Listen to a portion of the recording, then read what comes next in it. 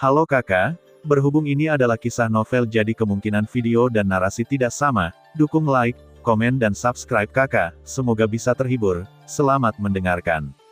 Ledakan. Di lapangan kompetisi, saat Xiaoyan berhasil menyempurnakan ramuan itu, bel yang dalam bergema di udara, mengumumkan akhir ronde pertama. Para pemenang bersorak kegirangan, sementara yang kalah merasa sedih. Ekspresi dan gerakan mereka diam-diam menceritakan kekejaman dan kekejaman kompetisi, namun mata mereka masih bersinar karena keengganan untuk mengaku kalah, menantikan tantangan berikutnya. Di panel juri, penguasa menara dalam memiliki senyum puas di wajahnya, dan tatapan 10 tetua juga menunjukkan sedikit penghargaan. Mereka melihat para dewa pengobatan di lapangan yang telah maju ke babak berikutnya dan menunjukkan keterampilan alkimia yang luar biasa. Mereka mengangguk diam-diam di dalam hati dan sama-sama senang dengan kinerja para dewa pengobatan ini. Xiaoyan berdiri di sana, merasakan ekspresi kagum dan iri datang dari sekeliling. Tidak banyak ekspresi di wajahnya, dia hanya menundukkan kepalanya sedikit, bersiap menghadapi tantangan yang lebih berat selanjutnya. Dia tahu bahwa ini hanyalah langkah pertama dari konferensi pemurnian pil ilahi, dan ujian sesungguhnya masih di depan, jadi dia tidak boleh menganggap entengnya. Terlebih lagi, di putaran pertama kompetisi, Xiaoyan telah memperhatikan 10 dewa pengobatan kelas 4. Sosok mereka tampak terdistorsi dan misterius di bawah pantulan api.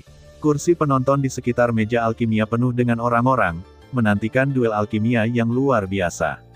Pagaro, dewa pengobatan kelas 4 dari kuil Shinra, mengenakan jubah cantik, dengan ekspresi tenang di wajahnya.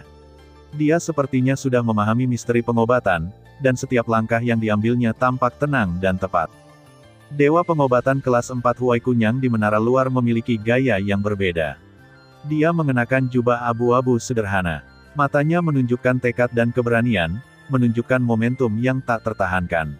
Pria berjubah hitam di pojok juga diperhatikan oleh Xiaoyan, dan pria berjubah hitam ini suka berada di sudut yang tidak mencolok. Yang penting adalah keterampilan pemurnian obat pihak lain membuat orang bergidik, dan cara uniknya menangani bahan obat mengungkapkan suasana aneh di setiap langkahnya. Xiaoyan menarik napas dalam-dalam. Dia tahu betapa kejamnya kompetisi ini. Dia dengan lembut menyentuh berbagai bahan obat di alkimia Taisang dengan jarinya, merasakan energi obat yang memancar dari bahan obat tersebut.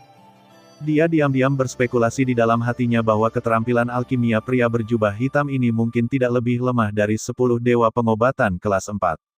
Tampaknya konferensi pemurnian ramuan ilahi ini benar-benar akan menjadi pertarungan antara naga dan harimau. Tetapi jika dia ingin maju ke posisi pertama, dia harus melampaui mereka. Mata Xiaoyan bersinar dengan tekad, dan kemudian dia mengabdikan dirinya untuk putaran kompetisi berikutnya, bersumpah untuk menunjukkan kemampuan pemurnian obatnya yang sebenarnya dalam teknik kompetisi ini. Di dua tempat utama, para alkemis di area eliminasi diam-diam meninggalkan lokasi kompetisi, dengan sedikit keengganan muncul di mata mereka. Mereka berpikir bahwa keterampilan alkimia mereka cukup untuk mengatasi tantangan apapun, tetapi mereka tidak menyangka bahwa mereka akan ditolak di babak pertama. Ini bisa disebut kompetisi alkimia tingkat tertinggi di para dewa dan dunia memang luar biasa. Alkemis tersisa yang berhasil dipromosikan juga diam-diam menyesali bahwa mereka bersyukur atas kekalahan yang terjadi pada putaran pertama ini. Aturan kompetisi putaran pertama tampak sederhana. Anda hanya perlu menyempurnakan ramuan tertentu dalam waktu terbatas, tetapi misterinya tidak dapat diduga. Kombinasi bahan obat, pengendalian panas, dan bahkan mungkin pemilihan tungku alkimia, setiap detail dapat menentukan keberhasilan atau kegagalan. Hampir setengah dari kontestan tersingkir di babak pertama, apakah itu bidang peri pengobatan atau bidang dewa pengobatan. Selain itu, di bidang dewa pengobatan, mereka yang tersingkir pada dasarnya adalah dewa pengobatan kelas 1. Hanya ada beberapa dewa pengobatan kelas 1 yang hebat dalam memurnikan obat, tetapi hanya ada beberapa lusin dari mereka yang tersingkir. Masih ada lagi itu adalah penghormatan terhadap seni alkimia, dan para penyintas bahkan lebih gemetar, tidak berani ceroboh sedikit pun. Dalam kompetisi yang tampaknya damai ini, penguasaan keterampilan alkimia menjadi satu-satunya kriteria. Para alkemis yang biasanya menganggap dirinya jenius tampak begitu rapuh di depan level pertama ini, tetapi para alkemis yang rendah hati dan tenang itu seperti bintang paling terang di langit malam, perlahan-lahan menampakkan cahayanya. Jauh di langit, penguasa menara dalam perlahan berdiri, Suaranya menyebar ke panggung juri, dan kemudian menyebar ke telinga semua orang melalui kekuatan misterius. Sekarang, mari kita memasuki kompetisi putaran kedua. Saya harap Anda dapat membawa keterampilan alkimia yang lebih menarik. Suara langsung di sekelilingnya mendapat tepuk tangan meriah. Para dewa pengobatan di lapangan menghentikan apa yang mereka lakukan dan mengalihkan perhatian mereka ke meja juri. Mereka tahu bahwa permainan berikutnya akan lebih sulit, yang merupakan langkah kedua menuju peningkatan keterampilan. Hari ini, jumlah kontestan di lapangan telah berkurang setengahnya. Aturan kompetisi putaran kedua ini berbeda dengan putaran pertama, namun Anda tetap diminta untuk menyempurnakan ramuan murni tertentu. Nilai ramuan ini adalah Dewa kelas 3. Jika Anda bisa menjadi yang pertama untuk menyempurnakan 500 teratas dalam kompetisi, Anda akan berhasil maju ke putaran ketiga kompetisi. Suara penguasa menara dalam sangat keras, mencapai telinga setiap kontestan. Semuanya dipenuhi dengan kegembiraan.